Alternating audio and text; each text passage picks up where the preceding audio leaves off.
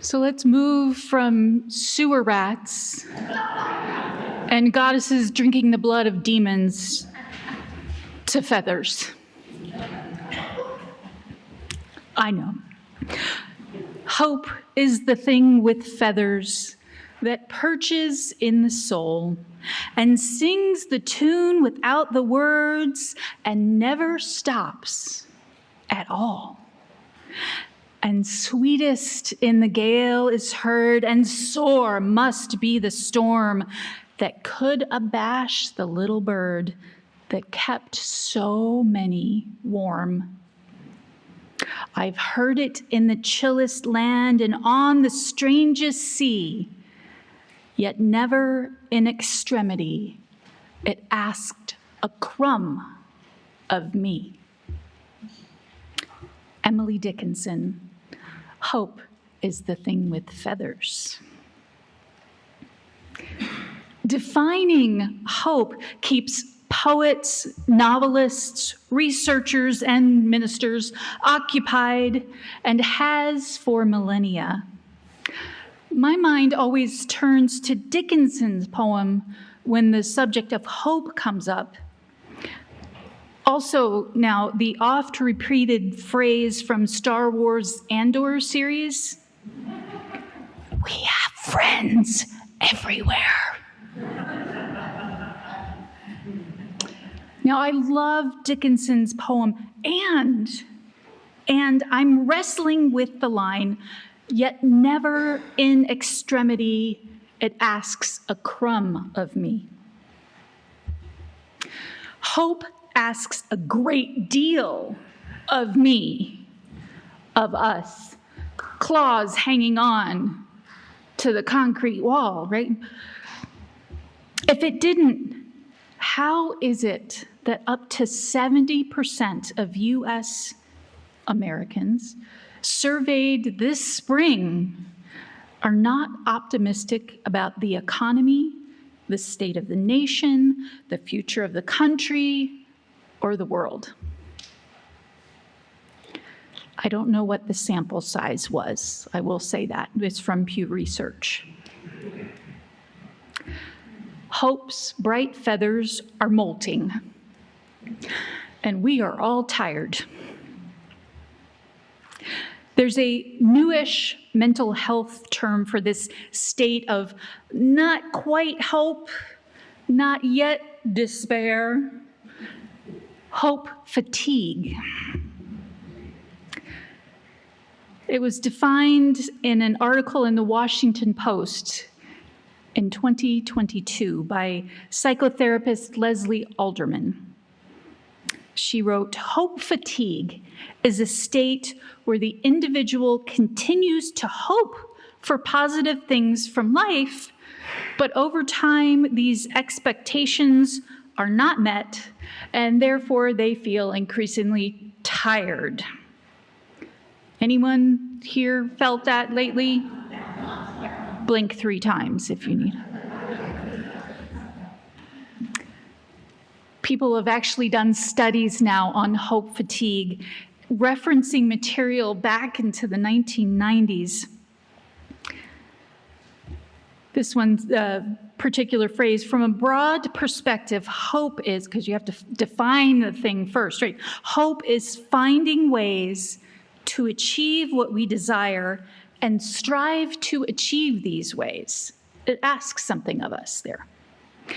Waiting patiently while striving and believing that the future will be different from today. And by different, probably meaning better. Happier, I don't know. That's a personal dimension of hope, but could also apply more widely on a societal level. We, a particular demographic, believe and work for a future that is different or better than the present. Hope fatigue at a societal level like that, according to that same study, is manifested as decreased hope that the society in which one lives will improve, decreased expectations that the level of welfare will increase, and decreased social hope due to the exposure to the news, difficulty in meeting needs, and decreased general optimism. It is a state of emotional exhaustion experienced by the individual while trying to maintain hope for the future. That speaks of individual, but I feel like it's now a little broader than that. We are all tired.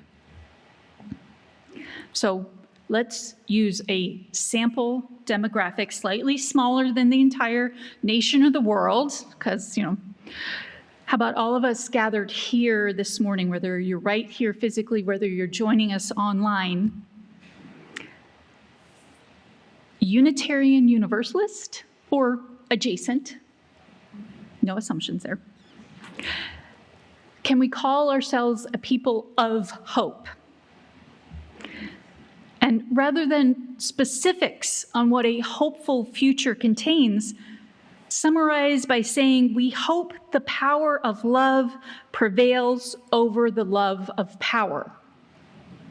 Could that feel okay, at least for something? Okay.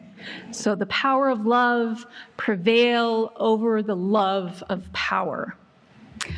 Now, think back over the last 10 years.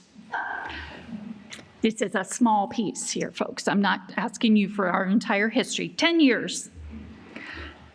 Back and forth legislation nationally about who is valued and how, what is worthy of funding as a society, as a country, a global pandemic that separated us and brought us together, increased storms and fires due to climate change, all the things we each experienced personally. Hope, our soft, feathered emotion, is molting. As Leslie Alderman observed in her Washington Post article, quote, "Our nervous systems were simply not designed to attend to so many crises at once." And yet, hope fatigue is not an end of the spectrum, it is a point along the spectrum, with hope at one end, despair and hopelessness at the other. And we are tired, but we are also people of compassion, possibility, resistance, hope. The values of Unitarian Universalism remind us who we aspire to be. I'm not going to claim we're there yet. There's always a bit more to do, individually and collectively. We are not a people who leave a small creature shivering in the cold if we have any way to offer assistance or support. Blankies are good. I hope you carry one in your vehicle. Also handkerchiefs, just in case. And thankfully, the study on hope fatigue also offers strategies to combat it. I love that. The study suggests that one of the main strategies to combat hope fatigue is, quote, to strengthen the resources to nurture hope. Oh, okay. In this context, that means helping people to set goals, plan ahead, and identify strategies to achieve these goals. This is a process that helps nurture hope. Would it surprise you to find that study says some of the other strategies include practicing gratitude and thankfulness and developing habits to make those practices more permanent? I love lists, so I'm going to share this one from psychotherapist Alderman from her 2022 article again. 8 methods, 8! Almost 2 whole hands. We could add those other 2 of practicing gratitude and thankfulness. These are going to sound familiar. And remember, this article is from 2022, when we were just coming out of a shutdown, a global shutdown. And we were trying to figure out the way forward. So here's the first one. Less exposure to social media and news. How are you all doing on that one? Good. Oh, good on you. I'm struggling with that one still.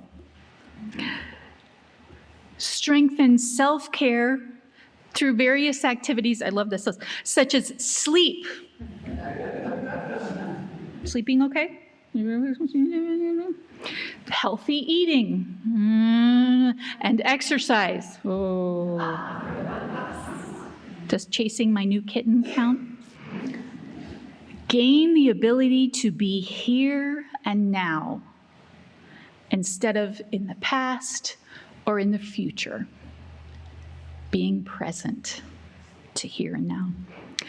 Breathing exercises to reduce anxiety and relax the nervous system. I am all about that. Yes, thank you. Big deep breath. Reflect on what is going well in life or what strengths one has. What do you individually have? What is your strength? It's okay to be out there and, yes, this is my strength. Name it. Reflecting on situations that make us hopeless and reprocessing them more rationally. That is a big ask. What does that look like? Might I suggest, this is my own note here, might I suggest that this could be excellent work to do with religious professionals or with therapists, all right? Have someone maybe more neutral to say, okay, yeah, that's making you hopeless, but what's really happening? What's really going on? Is it as bad as it feels? Maybe. And we're going to validate the feeling, right? Take action and engage in activities that increase hope and optimism. I wonder if there are 3 things you could do this week right here. Someone I think said that, right? Yeah, okay. They don't have to be huge, giant things. They just have to be possible. I'm going to get some postcards before I leave today. And 8, joining or donating to a non-governmental organization to combat problems in the world. I would guess there are a number of you who are already doing that. Anybody? It's finding the right one and just one. That can be an issue. As Reverend Carl likes to remind us, stop being one person.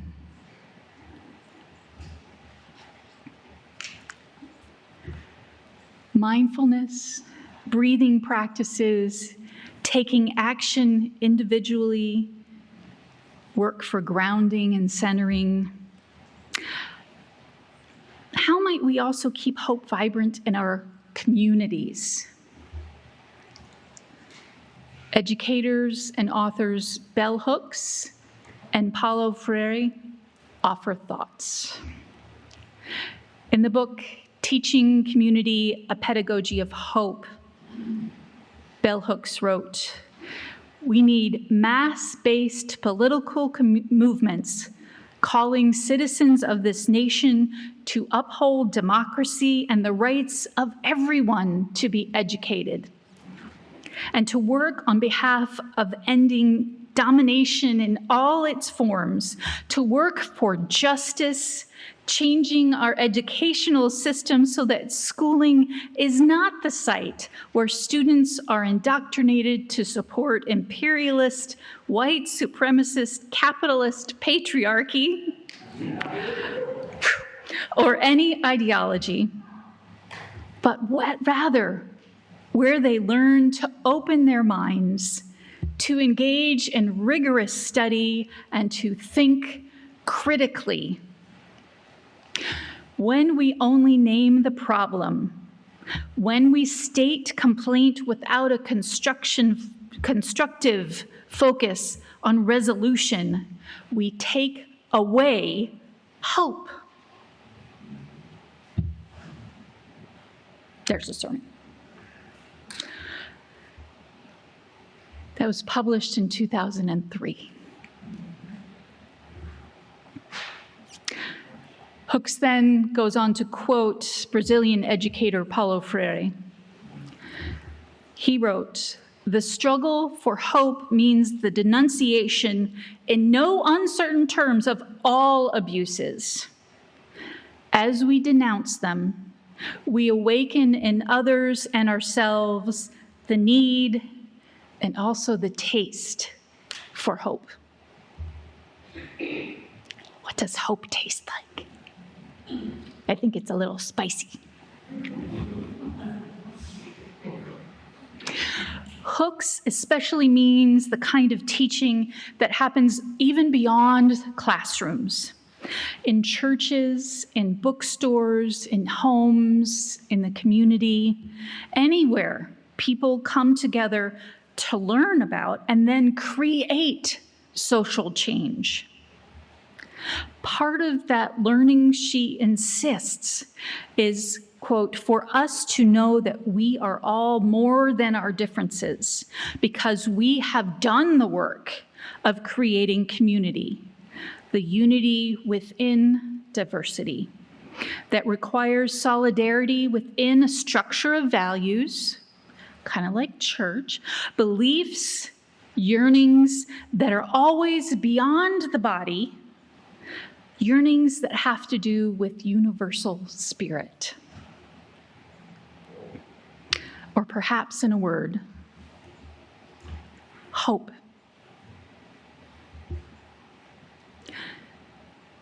Emily Dickinson encourages us to think of hope as residing in the soul, never stopping, never asking a crumb of us.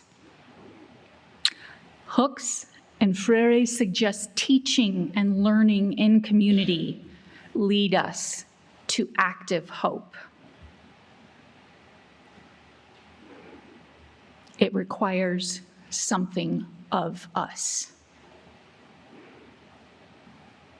Will you join me in a brief closing exercise? Okay. If you can, cradle your hands together. If not, you can just put your hands on your lap. If you want to close your eyes, you can. You don't have to. We're visioning hope here. Cradle a hope, just one, in your hands, as if it were a tiny bird, perhaps shivering in its fewer feathers. Molting is not a pretty process. Think of the feathers you would add to keep it warm. Skills, practices you want to cultivate to nurture that hope.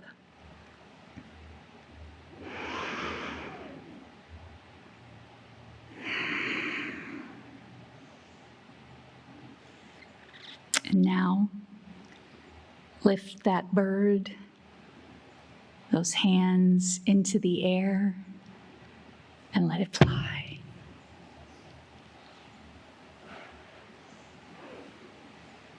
Blessed be, and amen. Thank you. That was a beautiful flock of hope there.